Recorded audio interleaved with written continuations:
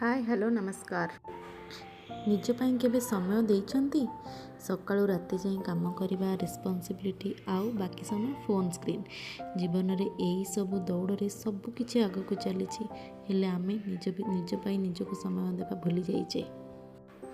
କେବେ ଥରେ ଚିନ୍ତା କରି ଦେଖନ୍ତୁ, ଡେଲି 10 ମିନିଟ୍ ନିଜକୁ ଟାଇମ୍ ଦିଅନ୍ତୁ।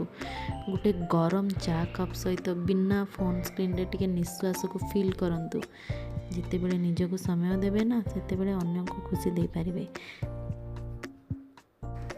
ନିଜକୁ ସମୟ ଦେବା ଭିତରେ ଛୁଆର ରେସ୍ପନ୍ସିବିଲିଟି ଆଉ ଘରର ଦାୟିତ୍ୱ, ଆମେ ନିଜ ପାଇଁ ସବୁ ସମୟ ଭୁଲିଯାଆନ୍ତି।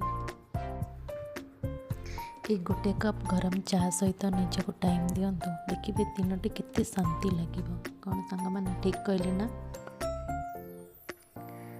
ଭଲ ଲାଗିଥିଲେ ନିଶ୍ଚୟ କମେଣ୍ଟରେ ଜଣାଇବେ। And don't forget to subscribe my channel. Thank you, bye bye.